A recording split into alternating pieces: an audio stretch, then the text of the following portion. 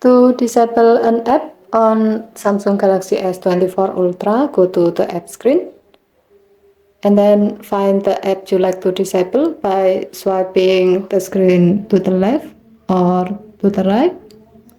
Or you can quickly find an app by typing its name on the search bar.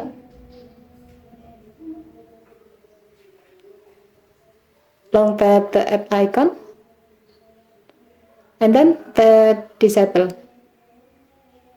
A pop-up appears to inform you that this app and all functions related to this app will be disabled. If you like to continue disabling the selected app, tap disable. The selected app has been disabled and this app will not be displayed on the home screen or app screen. As a note, your phone comes with some preloaded apps that cannot be uninstalled. Thus, you can disable some of those preloaded apps that you don't use to free up some space and to save more battery. Okay, thank you for watching. Have a nice day.